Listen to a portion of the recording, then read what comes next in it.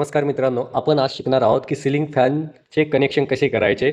जर आपल्याकडे 3 वायरचा सिलिंग फॅन असेल, तर त्याचे कनेक्शन कसे करायचे हे पूर्ण आपण थेरी व प्रॅक्टिकल समजून घेणार आहोत. त्याला कॅपॅसिटर कुठे जोडायचा याचीही आपण माहिती बघणार आहोत. त्याचबरोबर आपला फॅन जर उलटा झाला तर त्याला पुन्हा सुईचं कसं फिरवायचं हे आपण या व्हिडिओमध्ये बघणार आहोत. तर हा व्हिडिओ पूर्ण बघा, जेणेकरून तुम्हाला फॅनच्या कनेक्शनबद्दल कुठलाही डाऊट राहणार नाही. मी तुम्हाला डायग्राममध्ये दाखवलं आहे, बघू शकता. ही आहे आपली सिलिंग फॅनची वाइंडिंग. याच्यामध्ये 2 वाइंडिंग असतात, बघू शकता. एक असते स्टार्टिंग वाइंडिंग, आतमध्ये असते, व बाहेरून असते एक रनिंग वाइंडिंग. एक स्टार्टिंग व एक रनिंग वाइंडिंग असते. तर आपल्याला काय करायचं असतं, 3 वायर कोणत्या आलेल्या असतात हे तुम्हाला आधी पहिले समजून सांगतो. बघू शकता, याच्यामध्ये एक लाल, एक पिवळी व एक निळी अशा 3 वायर बाहेर आलेल्या आहेत. तर एक स्टार्टिंगची वायर व एक रनिंगची वायर इथे एक शॉर्ट झालेली, बघू शकता. या ठिकाणी आपण काय केली, एक स्टार्टिंग व एक रनिंगची वाइंडिंग आपण काय केली, शॉर्ट केली, व त्या ठिकाणावरून एक वायर आपली सप्लायसाठी बाहेर निघाली. तर हे एक कॉमन टर्मिनल निघतं. तर या 3 वायरमध्ये एक वायर आपली ही कॉमनची असू शकते. याला आपण मल्टीमीटरने कसे चेक करायचे हेही बघणार आहोत. त्यानंतर उरलेल्या एक स्टार्टिंगची व एक रनिंगची अशा 2 वायर बाहेर निघालेल्या असतात, बघू शकता या ठिकाणी.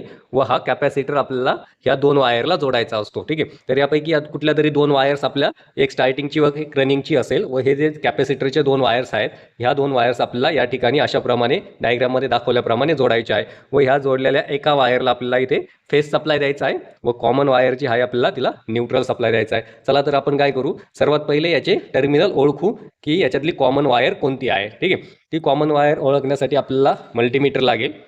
आपण बघू शकता, असा एक मल्टीमीटर घेतला आहे मी. आता मल्टीमीटरने आपल्याला मल्टीमीटर आपलं कंटिन्युटीवर सेट केला आहे, बघू शकता. कंटिन्युटीवर सेट केला आहे, किंवा आपण रेझिस्टन्सवरही सेट करू शकतो. आपल्याला काय करायचं आहे, या वाइंडिंगचा रेझिस्टन्स मोजायचा आहे. ठीक आहे. आता मी इथे कंटिन्युटीवर सेट केला आहे, व 2 वायर आपल्या या एक लाल व एक काळी मल्टीमीटरची प्रत्येक वायरला चेक करून पाहणार आहोत कंटिन्युटी, व त्याची रीडिंग चेक करणार आहोत. बघू शकता, मी एक निळी आणि पिवळीला वायर लावली, तर 594, 93, 94 रीडिंग येत आहे. त्यानंतर मी काय केलं, निळी व लालला लावली, तर 344 रीडिंग येत आहे. व आता मी लाल व पिवळीला लावत आहे, तर 253, 54 रीडिंग येत आहे. याचा अर्थ काय होतोय बघा, कुठल्या 2 वायरला सगळ्यात जास्त रीडिंग येत आहे. तर आता एक निळीला व पिवळीला लावली, सगळ्यात जास्त रीडिंग येते, बरोबर 594. म्हणजे काय झालं, आपल्या ह्या ज्या निळी व पिवळी जी वायर आहे, हे कोणत्या आहे, ह्या 2 वायर्स आहेत. ठीक आहे. ह्या 2 वायर आपल्या निळी व पिवळी ह्या 2 वायर असेल. त्यानंतर ही लाल जी आहे, ही लाल आपली कॉमन वायर आहे, कारण ह्या लाल बरोबर निळीलाही कमी रीडिंग येतं, लाल बरोबर पिवळीलाही कमी रीडिंग येतं. त्यामुळे लाल ही आपली कॉमन वायर आहे असे समजलं आपण. ठीक आहे. आता आपल्याला काय करायचं आहे, सर्किट डायग्राममध्ये दाखवल्याप्रमाणे या तिन्ही वायर बरोबर आपल्याला काय करायचं आहे, हे कॅपॅसिटरचं कनेक्शन करायचं आहे. आता ही जी लाल आहे ही कॉमन आहे, त्यामुळे हिला आपण कॅपॅसिटर काय जोडणार नाही. आपल्याला जोडायचा कॅपॅसिटर कुठे, एक निळीला व एक पिवळीला. मी एक कॅपॅसिटरची वायर घेतली व या निळ्या वायरला जोडून दिली. बघू शकता, अशा पद्धतीने मी वायर जोडली आहे, व दुसरी जी वायर आहे कॅपॅसिटरची, मी पिवळ्या वायरला इथे जोडून घेतली.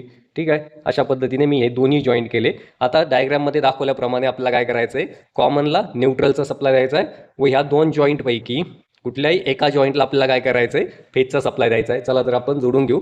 माझ्याकडे या 2 वायर आहे, बघू शकता. लाल ही फेज आहे व काळी न्यूट्रल आहे. तर मी काय करणार आहे, बघू शकता, ही जी काळी आहे आपल्याला काय करायची, कॉमनला जोडून घ्यायची. मी ही वायर इथे कॉमनला जोडून घेतली. कॉमन आपली ही लाल वायर निघाली, त्यामुळे मी इथे या लाल वायरला आपली न्यूट्रल जोडून घेतली आहे. व त्यानंतर आता काय करायचं, आपल्याला फेज द्यायचा आहे. आता मी फेज काय करतो, या पिवळ्या वायरला देतो. ठीक आहे. तुम्ही बघू शकता, मी इथे पिवळ्या वायरला हा फेज जोडून घेतला आहे. आता आपण फॅनला सप्लाय देऊन चेक करणार आहोत, आपला फॅन व्यवस्थित काम करतोय की नाही. ठीक आहे. तर आता काय करणार आहे, मी फॅनला सप्लाय चालू करणार आहे. बघू शकता, मी फॅन उचलून धरलाय. आता स्विच ऑन केल्यानंतर बघू शकता आपला फॅन चालू झाला. अशा पद्धतीने आपण फॅनचं कनेक्शन पूर्ण केलं आहे. आता आपल्याला काय करायचं, जर फॅनची दिशा चेंज करायची असेल तर काय करायचं ते सांगतो. पहिले आपण फॅन बंद केला.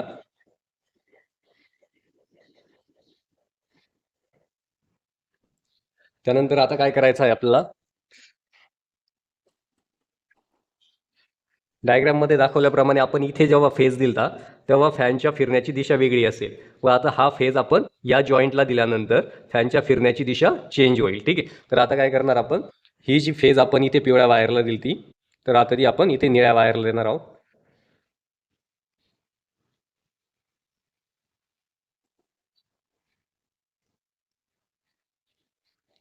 बघू शकता, अशा पद्धतीने मी इथे निळ्या वायरला फेज दिली. आता फॅनला आपण सप्लाय देऊन बघू, फॅनच्या फिरण्याची दिशा बदलते की नाही.